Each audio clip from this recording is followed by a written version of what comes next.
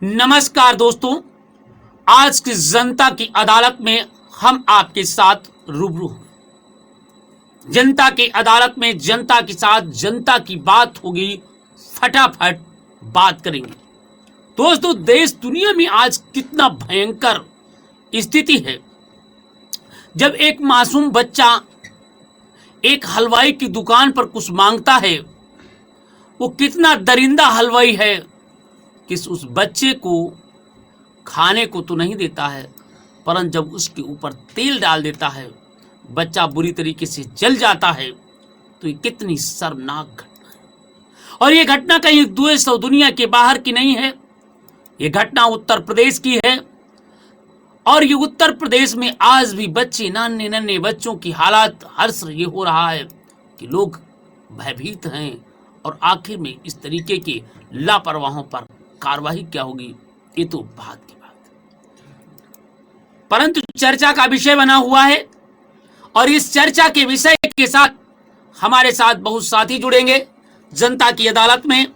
और आज हम बात करते हैं, इस वक्त भाई हमारे साथ शेष जी जुड़ना चाह रहे हैं, लगातार फोन कर रहे हैं। शेष जी से हम बात करने का प्रयास करेंगे आज की जनता की अदालत। तो शेष जी देखते हैं क्या बताते हैं। शेष जी बिल्कुल सही कह रहे हैं, और क्योंकि शेष जी ने आज उनके अंदर जो पीड़ा है, दर्द है, बयां करेंगे। तो बिल्कुल सही कहा दोस्तों, हम जहां पर बात करते हैं मानवता को शर्मसार करने वाली, हम जहां पर देखते हैं कि जिस तरीके से अमन शांत भाईचारे को कायम नहीं हो पाता है, उन बातों की बात करेंगे। और हमारे साथ भाई जुड़ चुके हैं, शेष जी से बात कर लेते हैं। शेष शुक्ला जी, नमस्कार बंधु। नमस्कार सर जी।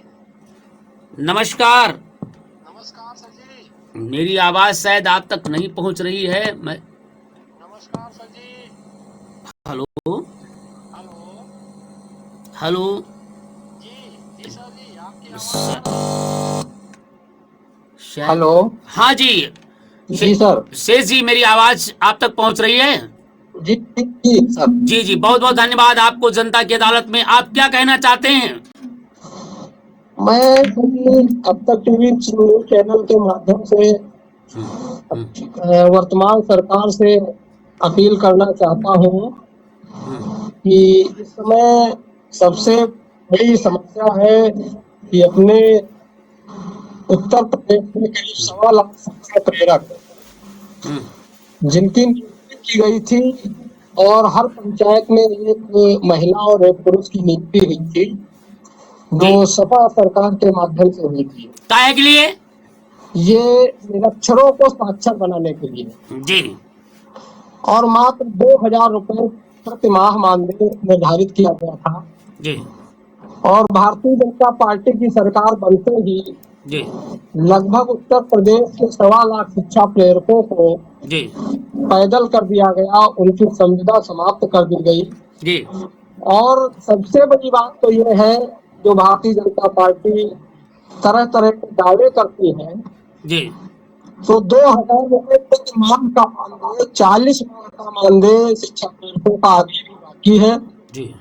जो आज तक सरकार ना दे पाई है और ना देने की कुछ लग रहा है कि दे पाएगी। आप कह रहे हैं कि जो शिक्षा प्रेरक बनाए गए थे, उन शिक्षा प्रेरकों को अभी तक किसी भी प्रकार की आर्थिक सहायता भारतीय जनता पार्टी ने नहीं दिया। जी, ये आपका आरोप है, जबकि भारतीय जनता पार्टी कह रही कि सबका साथ सबका विकास, हर युवा को मैं नौकरी दे रहा हूं, सब लोग बड़ा खुश हैं, प्रसन्नचित्त हैं। तो जब भाई प्रसन्नचित्त हैं तो फिर किस बात की दिक्कत है? अब दिक्कत यही कि शिक्षा प्रेरक इस कगार पर बैठे हैं कि सबसे मेन चीज है, ऐसी सरकार मैंने आज तक नहीं देखी कि किसी से काम कराया जाए और उसको उसके बदले में मजदूरी उसकी न दी जाए, उसको भुगतान कर दिया जाए। ये सबसे बड़ी बात है। ये सरकार पर आपने जो गंभीर आरोप लगाए हैं, भाई बड़ा विडंबना है कि आपने बिल्कुल सही कहा जनता की अदालत में। और मैं आपकी आवाज को शासन प्रशासन तक पहुंचाऊंगा, और जो हमारी आवाज को अधिकारी कर्मचारी सुन रहे हैं, देख रहे हैं, मैं उनसे मांग करता हूं कि अगर आप मेरी आवाज को सुन रहे हैं, देख रहे हैं, तो मैं आशा और उम्मीद करता हूं कि निश्चित रूप से भाई इस तरीके की घटनाओं को गंभीरता से लें, और गंभीरता से ले ही नहीं बल्कि उसका पालन कराएं। और अगर आप पालन नहीं करा रहे हैं तो आने वाले 2027 में इसका बुरा परिणाम भी भुगतना पड़ सकता है। ये मेरा आरोप नहीं है भाई, ये तो आरोप हमारे बीच में शेष शुक्ला ने गंभीर आरोप लगाया है कि अगर यही रहा तो निश्चित रूप से जनता में जो आक्रोश है वो ज्यादा होगा। तो बताइए क्या है जनता में आक्रोश? जी बिल्कुल सर, मैं अपने शिक्षा प्रेरक भाइयों से अपील करना चाहूंगा, जो भी हमारे अब तक टीवी चैनल पर देख रहे हैं, जनता की अदालत को देख रहे हैं, उन सबसे मैं अपील करना चाहूंगा कि इस वर्ष चुनाव के दौर पर सब सारे शिक्षा प्रेरक एकजुट होकर के शपथ लें और ऐसी सरकार के विपरीत काम करें और उसको हटाने का काम करें, क्योंकि ये जो है 2,000 रुपये का मानदेय 40-40 लाख का मानदेय नहीं मिल पाती है। और कई बार जिम्मेदारों को निर्देशित किया गया है उच्च अधिकारियों द्वारा, निर्देशन के बाद शिक्षा प्रेरकों द्वारा बार बार प्रपत्र बनाकर बीआरसी पर उपलब्ध कराए जा चुके हैं, लेकिन कोई भी समाधान नहीं निकल पा रहा।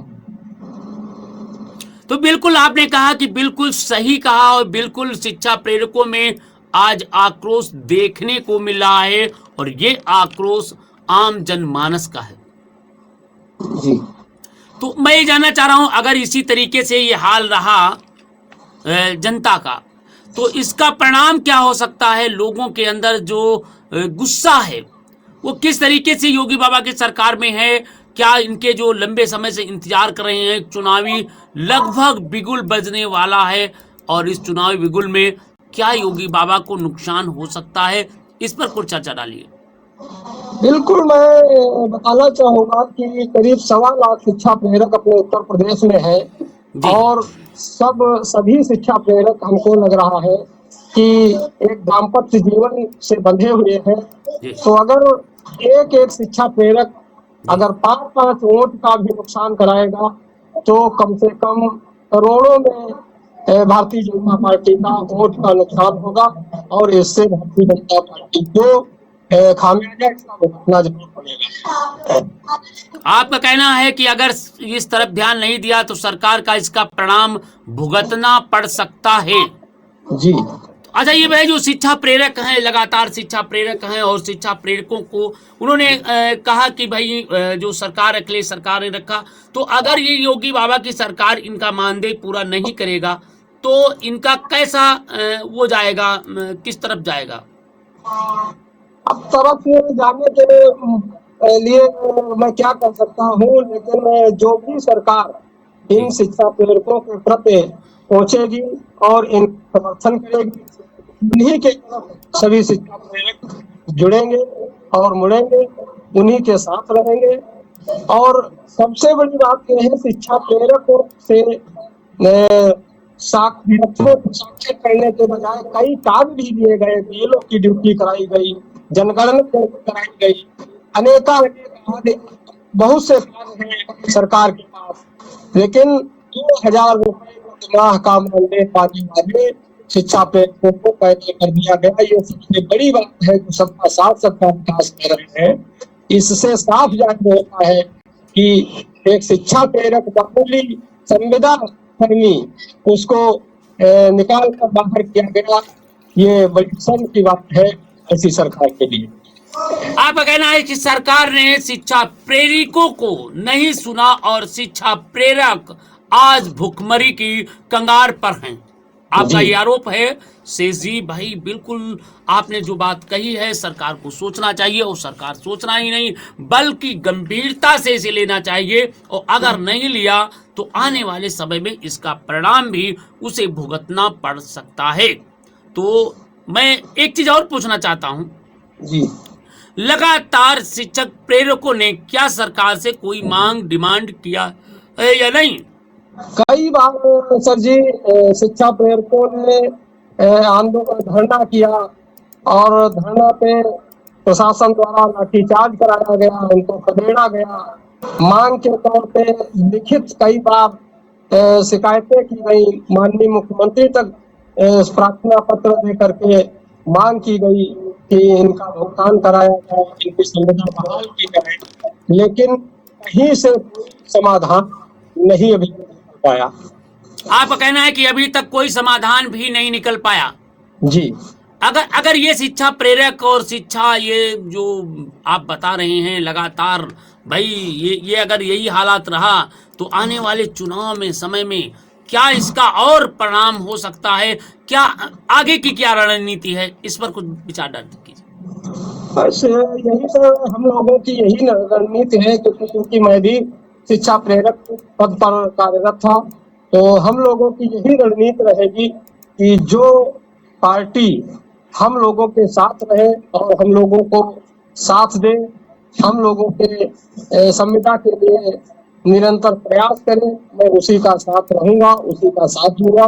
और मुझे ऐसी सरकार नहीं चाहिए जो एक अल्पमात्र 2000 लाख का मानदेय शिक्षा प्रेरकों को नहीं दे सकती है, और 2000 के 6000 प्रतिमाह प्रति साल किसानों को सम्मान निधि कर करके और खैरात बांट रही है, फ्री बांट रही है, जिसका कोई मतलब नहीं है, कोई उससे समाधान नहीं, सिर्फ वोट का लालच है। वोट के लालच के कारण ये सब कार्य किया जा रहा है। ये बहुत ही सोचनीय विषय है और जागने का विषय है, प्रेरकों के लिए जागने का विषय है। जी, आप कह रहे हैं जागने का विषय है, वहीं पर आपको बता दें योगी बाबा जी कह रहे हैं सनातन पर्व, सनातन गर्भ, महाकुंभ पर्व, महाकुंभ 2025 विश्व का सबसे बड़ा धार्मिक और सांस्कृतिक आयोजन है। हमारे यहाँ सत्य सनातन धर्म की समृद्ध संस्कृति का विशाल उत्सव है। यहाँ पर देश दुनिया के करोड़ों भक्त आस्था की डुबकी लगाएंगे और इससे अद्वितीय आयोजन की सभी आध्यात्मिक लोग भागीदारी बन रहे हैं और देश में इसका नाम को लोग लेंगे। तो क्या इस नाम से तुम्हारा पेट भर जाएगा?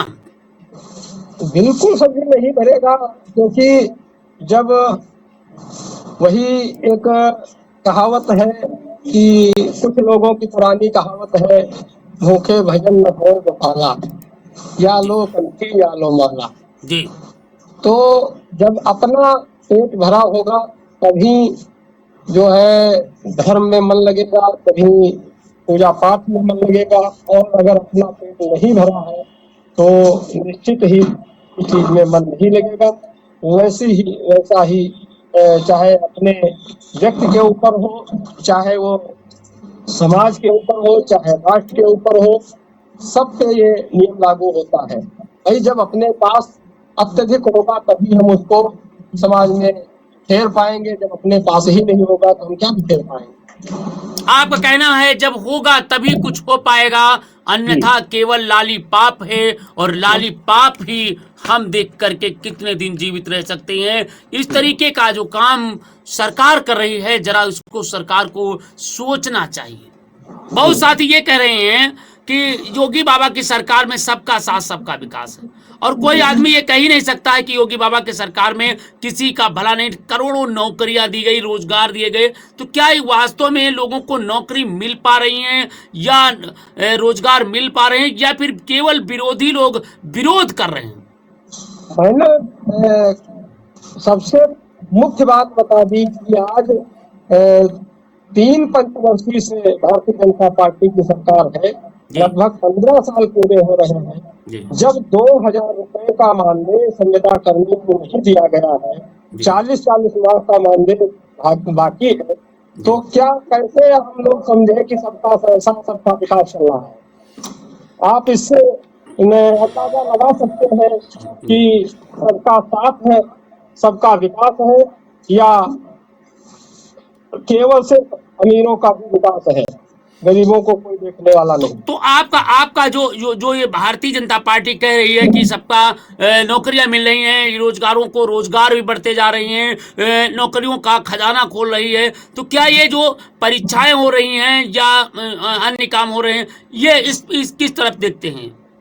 कुछ नहीं सर जी, सिर्फ कागज पूर्ति हो रही है, खाना पूर्ति हो रही है, और एक तरीके से कहा जाए कि राजस्व में गरीबों का धन लूट कर वसूला जा रहा है। सीधे सीधे आप समझिए, एक उदाहरण तौर पर देख लीजिए कि इस समय आधार कार्ड जी एक हर जनमानस के लिए बहुत बड़ी समस्या, जैसे जी शरीर में खून होता है उस तरीके की समस्या पनप रही है। जी आधार जैसी व्यवस्था, क्योंकि जगह जगह केंद्र बने हैं, एक व्यक्ति पूरा पूरा दिन खड़ा होकर के समय बर्बाद करके 100 रुपए, 150 रुपए, 200 रुपए खर्च करके आधार कार्ड संशोधन करा रहा है, नए बनवा रहा है, जी और उसके रिजेक्ट हो जा रहे हैं, बनी नहीं रहे। अरे इस तरीके से विडंबना चल रही है, और ये जी सब पैसा कहाँ जा रहा है जी भाई? ये पैसा कहाँ जा रहा है?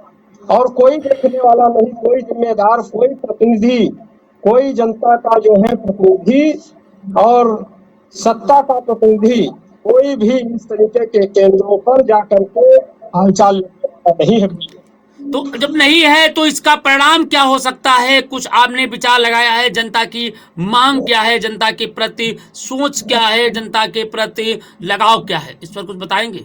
जनता के प्रति लगाव इस बार चुनाव में निश्चित ही देखने को मिलेगा। अगर ऐसे ही हालात रहे तो बिल्कुल भारतीय जनता पार्टी को नुकसान। जी जी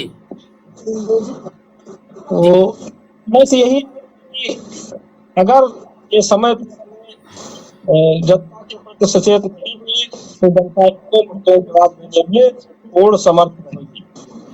बिल्कुल बिल्कुल सही कहा। और केवल हमें ये सम्मेलन करा देने से या प्राग में या कुंभ मेला लगवा देने से या बड़ी बड़ी झांकियां लगवा देने से या धर्म चर्चा करने से मानव समाज का भला नहीं होने वाला है। मानव का भला तभी होगा जब उसे रोजगार मुहैया होंगे, जब अच्छे अच्छे लोग घर में खाने को होगा, तब लोग अच्छे भजन और कीर्तन लगेंगे।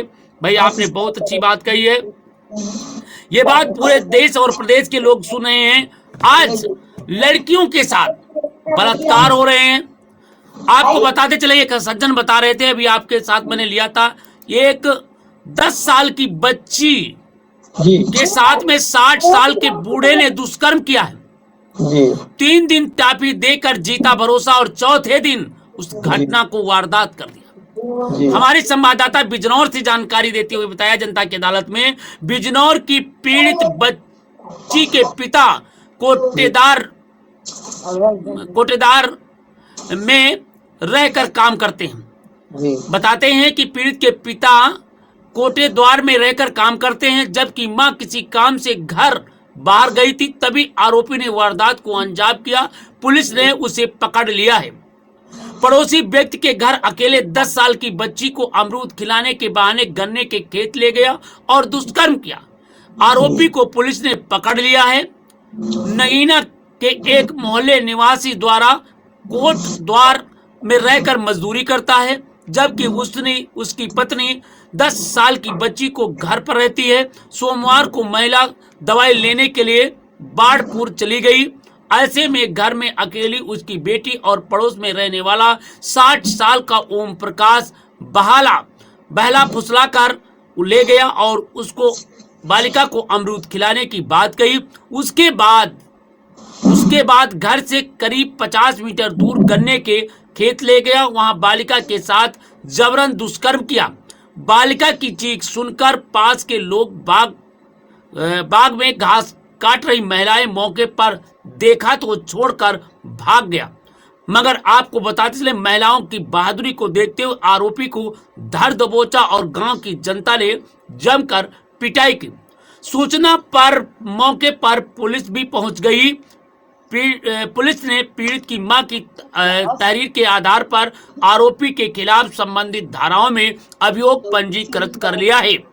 वहीं पर जब इस संदर्भ में अब तक टीवी चैनल के संवाददाता ने जानकारी ली तो क्षेत्र अधिकारी भरत कुमार का कहना है कि पीड़िता का मेडिकल के लिए भेजा गया। कोर्ट में पेश कर आरोपी को जेल भेजा जाएगा। कई दिनों से था फिराक में आरोपी। पुलिस को बताया कि आरोपी कई दिन पहले बालिका को टॉफी और सामान लेकर उसका दिल जीता और फिर बालिका को झांसे में लाकर उसके साथ घटने को अंजाम दिया है। तो जरा इस तरीके की घटनाओं को लेकर के दिल दहल जाता है जब उत्तर प्रदेश की घटनाएं होती हैं। तो बताइए कैसे होती हैं और इन सब घटनाओं का जिम्मेदार कौन है? अब ये क्या क्या बताएं सर जी, बड़ी ही विडंबना है। इस तरीके कई घटनाएं देखने को मिलती हैं। अभी एक मामला हमसे भी पीड़िता ने अपना दुख दर्द बयां किया। ये थाना क्षेत्र मानपुर का मामला है जी। और इस तरीके की घटनाओं में जब पीड़ित को निराशा, प्रशासन से निराशा मिलती है, तो पीड़ित कहीं न कहीं पत्रकारों की तरफ रुख करता है। और जब पत्रकारों की तरफ रुख करता है और पत्रकार प्रशासनिक जिम्मेदारों से कुछ जानने का प्रयास करते हैं, तो प्रशासनिक जिम्मेदार पुलिस जो है पत्रकारों से इस तरीके का दुर्व्यवहार करती है। लगता है कि पत्रकारों के नाम से उनको नफरत है। जरा वो पीड़िता का नाम क्या है? आपके पास पूरी डिटेल है? मैं थाना अध्यक्ष को भाई मानपुर के थाना अध्यक्ष को लाइन पे लूं? बिल्कुल बिल्कुल सर जी। ये पीड़िता का नाम है सीमा। सीमा कहाँ के रहने वाली है? ये थाना क्षेत्र मानपुर के अंतर्गत भूरीपुर पड़ता है, भूरीपुर। अच्छा, इसके साथ घटना क्या है? घटना सर ये है कि गांव के ही एक शिवलाल नाम के व्यक्ति द्वारा नाबालिग अवस्था में ही उसको प्रेम संग में फंसा करके उसके साथ कई वर्षों तक प्रेम प्रसंग में चला और शारीरिक शोषण उसका किया गया। उसके बाद उसके घर वालों पर जोर दबाव बना करके और उसकी शादी बिना मर्जी से किसी अन्य व्यक्ति के साथ कर दी गई। और शादी होने के बाद शिव बालक बराबर उसके ससुराल जाता रहा, उससे मिलता रहा, उसके शारीरिक शोषण करता रहा। और करने के बाद उसने फोन करके अपने घर बुलाया और उससे बोला कि तुम मेरी हो, मेरी रहोगी, मेरे साथ शादी करो, मैं तुम्हें रखूंगा। वो अपने ससुराल को छोड़कर उसके साथ उसके घर रहने लगी। 5 दिन लगभग व्यतीत किए। 5 दिन व्यतीत करने के बाद उनके घर वालों ने, उनके रिश्तेदारों ने दबाव बनाया, उसका मोबाइल छीन दिया, सिम तोड़कर फेंक दिया। और उसको क्या मुकदमा लिखा गया या नहीं लिखा गया? कोई मुकदमा अभी तक नहीं लिखा गया। और पीड़िता का कहना है कि थाने में तहरीर दी नहीं दी? तहरीर दी गई। तहरीर पुलिस अधीक्षक को दी गई। पुलिस अधीक्षक ने मामले को स्थानीय थाने पर भेजा होगा, थाने पर बुलाया। नहीं, मैं ये पूछता हूँ, पुलिस क्या थाने गई है या नहीं गई? पहला प्रश्न मेरा। नहीं, पुलिस थाने गई। थाने पर बुला करके पीड़िता को बुलाया और उसकी कोई भी सुनवाई नहीं है। मैं लाइन पर रहिए, मैं बात करता हूँ। 94 54 1 मिनट 94 जी 40 42 55। थाना मानपुर के अशोक से बात करता हूँ।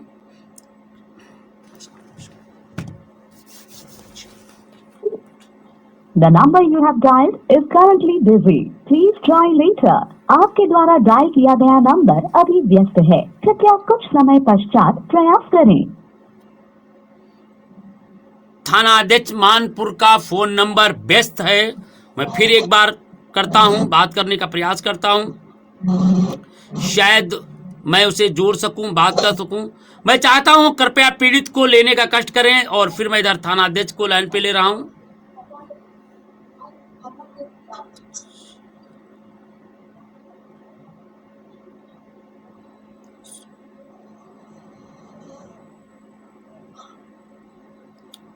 मैं चाहता हूं, देखिए बात कर लेता हूं। The number you have dialed is currently busy. Please try later. आपके द्वारा डायल किया गया नंबर अभी व्यस्त है, कृपया कुछ समय पश्चात प्रयास करें।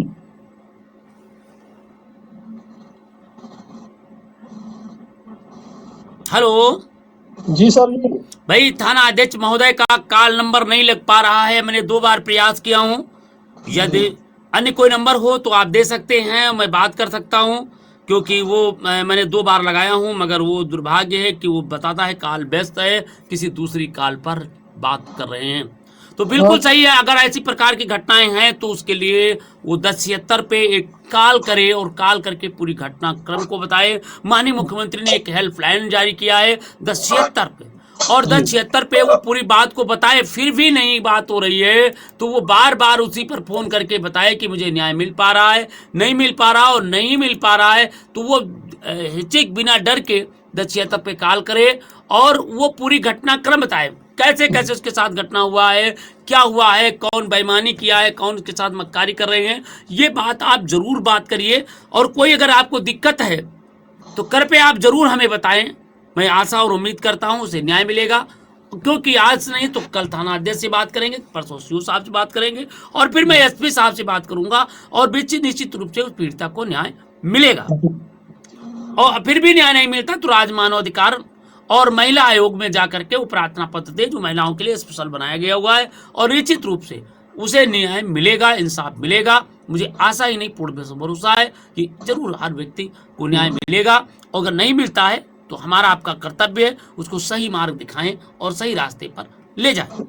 जी, तो शेष जी थाना आपने बताया, अन्य और घटनाएं कहाँ की हैं? देखिए एक घटना और बड़ी सीतापुर की बता रहे हैं कि युवती को लेकर चला गया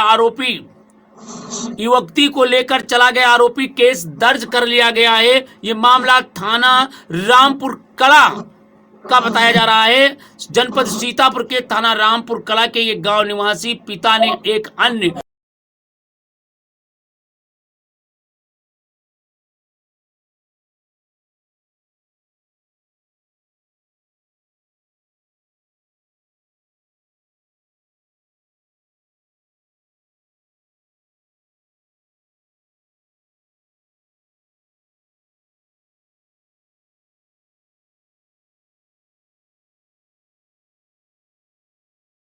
कि आपको हर तरीके से इंसाफ दिलाने का प्रयास करूंगा।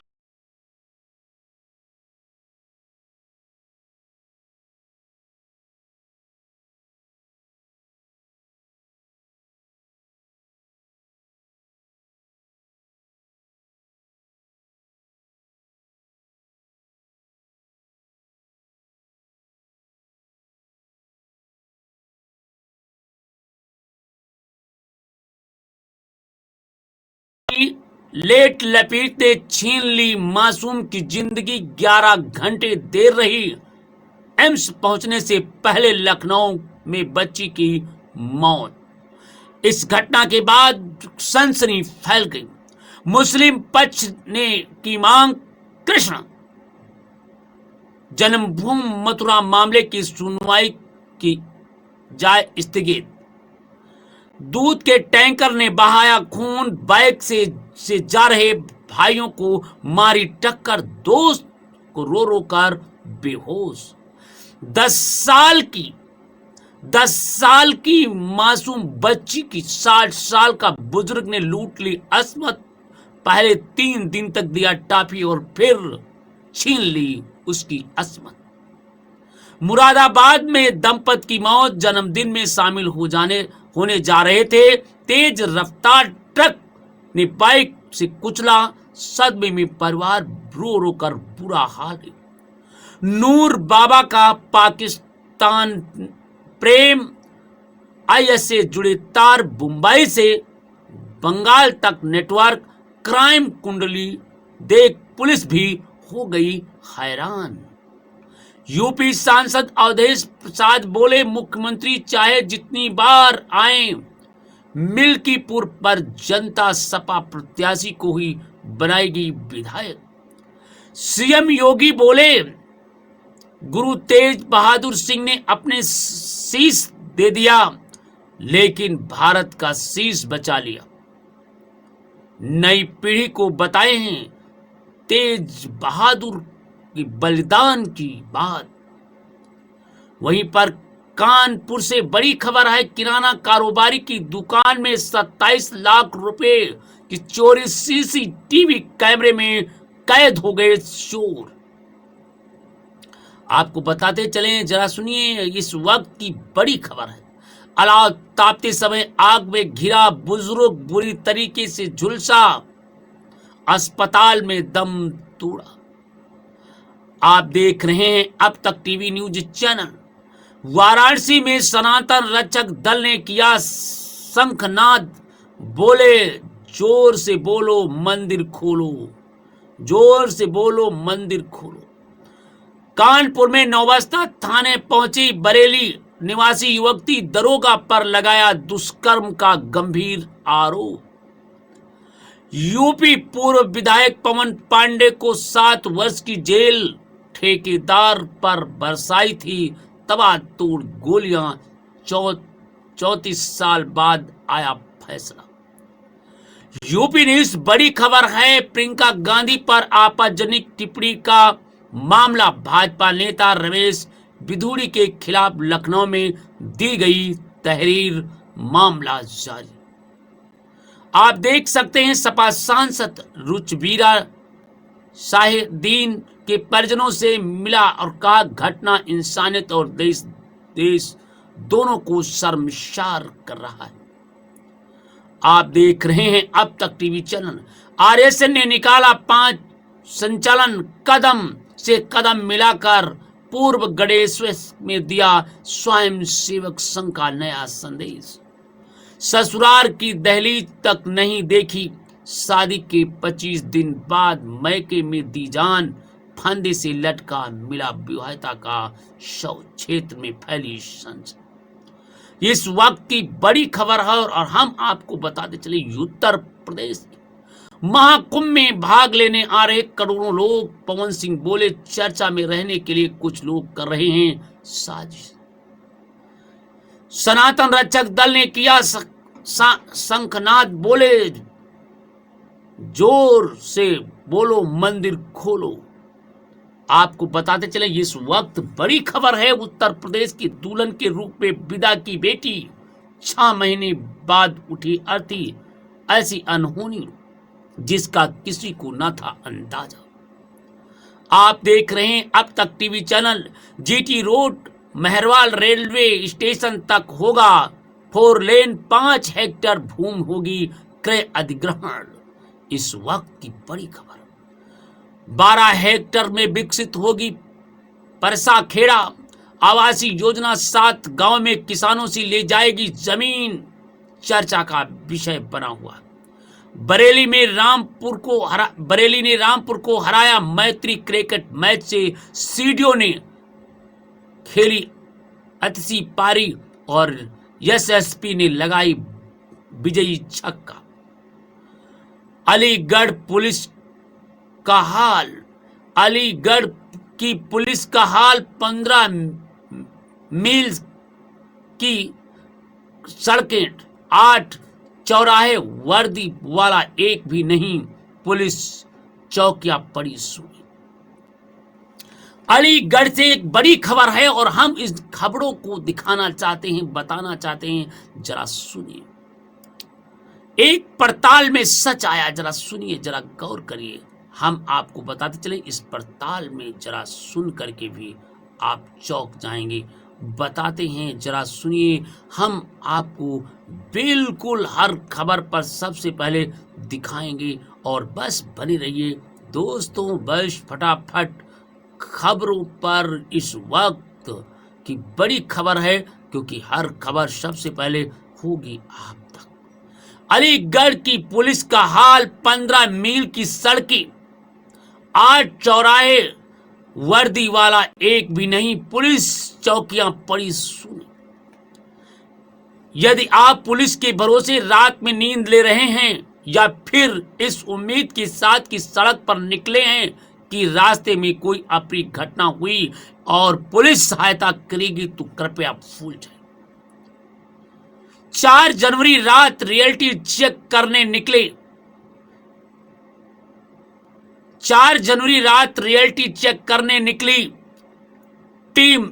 1 जनवरी को पड़ोसी जनपद हाथरस में जियो साइबर के मैनेजर को अगवा किया गया।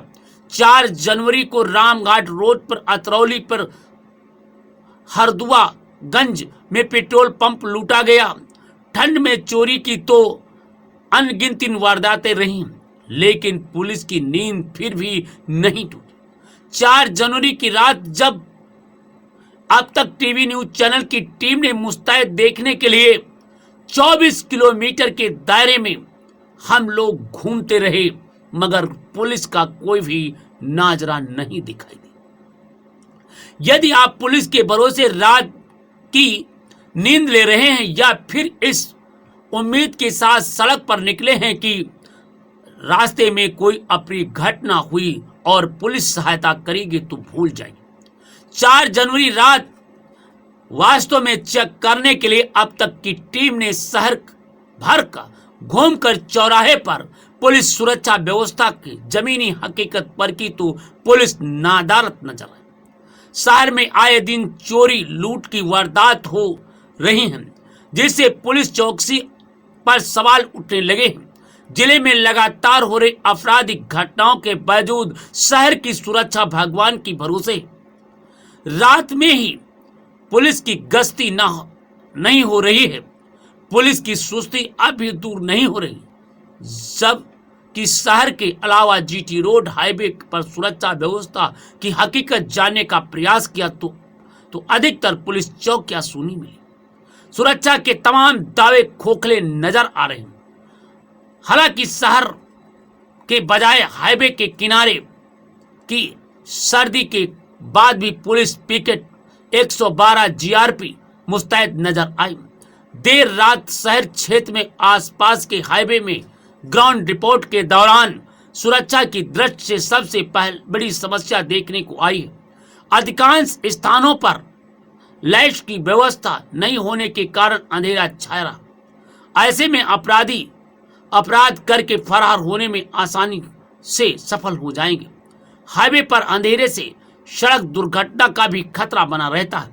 यहाँ पर तैनात पुलिसकर्मी आने जाने वालों पर नजर रखते हैं, संदिग्ध वाहन को रोककर तलाशी ले रहे हैं, लेकिन शहर इलाके में पुलिस व्यवस्था लाचार नजर आ रही है। रात को अब तक टीवी चैनल ने एक भ्रमण किया। रात को 11:40 बजे रामघाट के ग्राउंड ब्लू माल पुलिस चौकी सूनी पड़ी पाई। वहां पर कड़ाके की ठंड हो रही थी।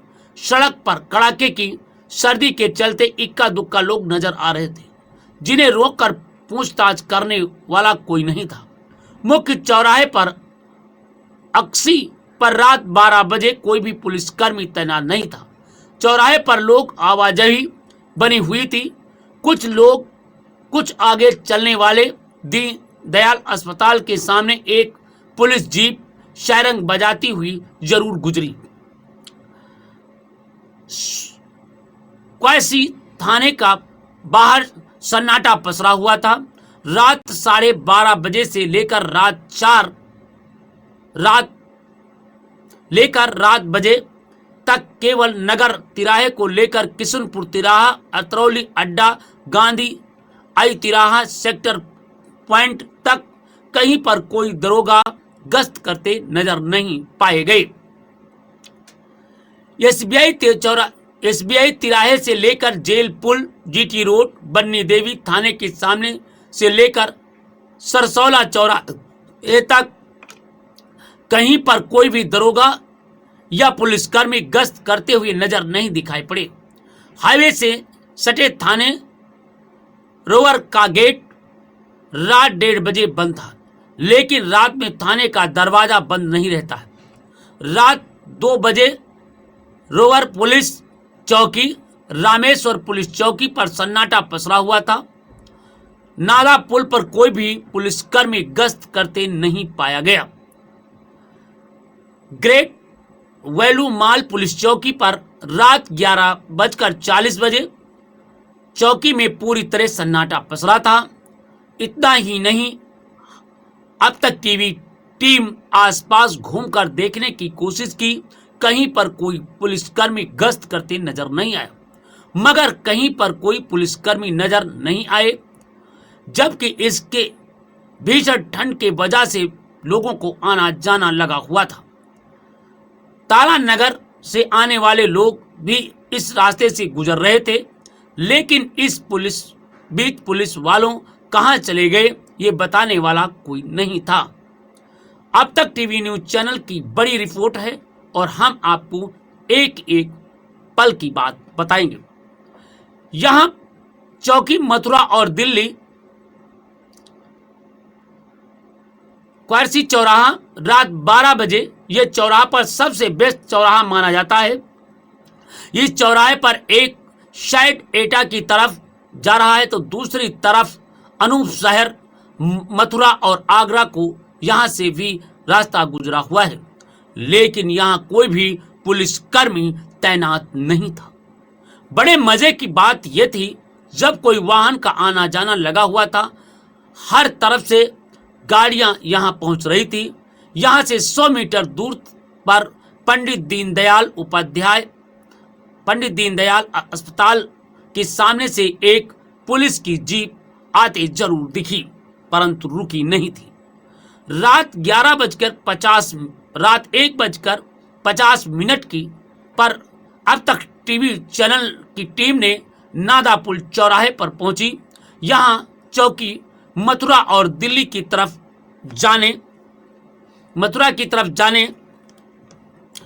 जाने वाले रास्ते पर बनी है। यहाँ हर वक्त वाहन का आवागमन होता है। यहाँ होटल भी हैं, लिहाजा देर तक गाड़ियों का आना जाना लगा रहता है। लेकिन इस चौराहे पर पुलिस वाले नजर नहीं आए।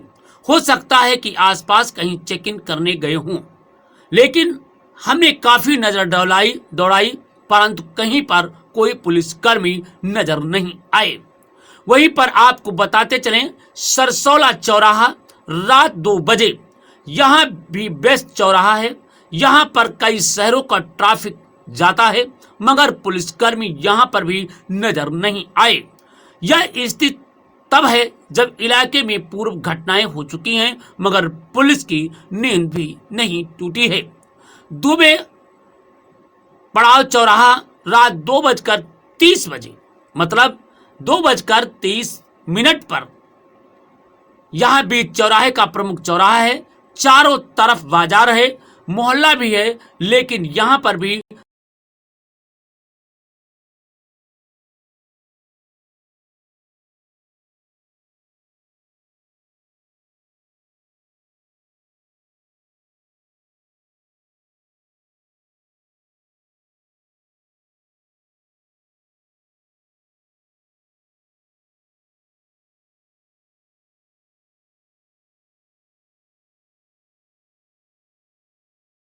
बड़ी बारीकी से इसे परखने का प्रयास किया और लोगों से जानने का भी प्रयास किया है।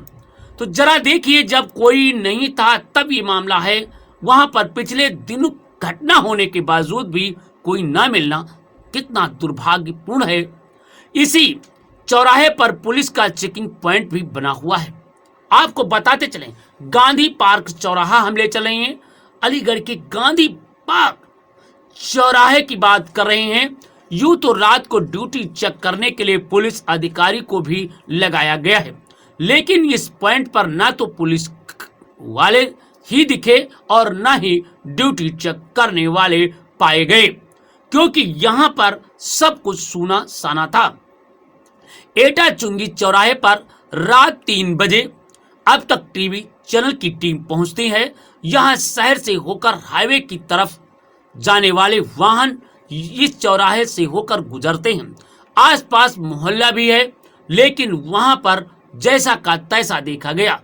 पुलिसकर्मी ड्यूटी रहती है, लेकिन रात में यहां पर कोई भी नहीं देखा गया, क्योंकि सब कुछ सन्नाटा पसरा हुआ था। सनसनी गेट चौराहा था। सनसनी गेट चौराहे पर रात 3:25 बजे। इस चौराहे शहर के बीच में ही है। यहाँ भी देर रात तक लोगों को आना जाना रहता है। आसपास दुकानें बनी हुई हैं। यहाँ पर पुलिस की मौजूदगी हर वक्त होनी चाहिए, लेकिन रात को कोई भी नहीं मिला। आपको बताते चलें, हम आपको पूरी घटनाक्रम और कब कब दिखा रहे हैं, कहां कहां पर अब तक टीवी चैनल पहुंची और कहां पर कौन पाया गया। रात 2:10 पर बन्ना देवी थाने की पुलिस चौकी रायलगंज अंदर से बंद थी। रात को 2:15 बजे मसूदाबाद बस स्टैंड पर बनी पुलिस चौकी पर ताला लगा हुआ था। रात 2:30 बजे गांधी पार्क बस स्टैंड पर बनी पुलिस चौकी में 2 लेपर्ड कर्मी सोते हुए देखे गए। 2:40 बजे औरंगाबाद पुलिस चौकी पर सन्नाटा पसरा हुआ था। 3 बजे रेलवे स्टेशन प्लेटफार्म पर ना तो जीआरपी कर्मी दिखाए गए पड़े और ना ही आरपीएफ पुलिस भी नजर आई।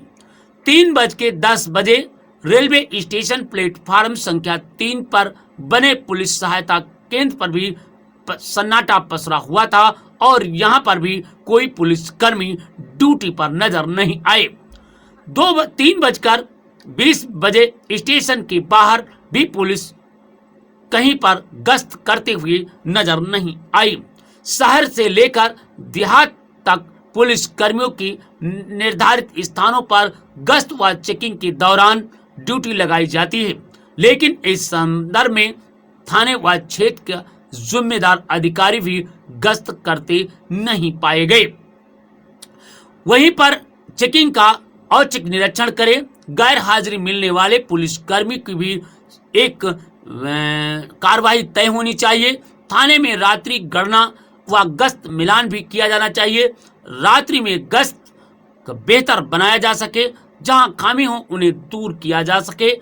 देखना अब है क्या अलीगढ़ जनता को इंसाफ मिलेगा या अलीगढ़ जनता के लिए हम ये कह सकते हैं क्या लापरवाह पुलिस कर्मियों पर कोई कार्रवाई होगी या नहीं। तो दोस्तों देखते रहिए अब तक टीवी चैनल की सच की रिपोर्ट। अलीगढ़ में सुनी पड़ी पुलिस चौकी और अलीगढ़ की पुलिस का हाल 15 मील की सड़कें, 8 चौराहे, वर्दी वाला एक भी नहीं, पुलिस चौकियां पड़ी सुनी।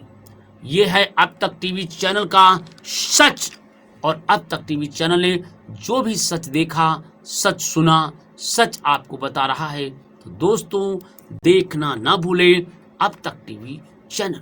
तो सबसे पहले सबसे सटीक अब तक टीवी न्यूज चैनल की खबरों को देखने के लिए आप अभी डायल कीजिए 9454-256 पर और बात कीजिए राजेश कुमार सिद्धार्थ के साथ, एक जनपद की सुर्खियों के साथ।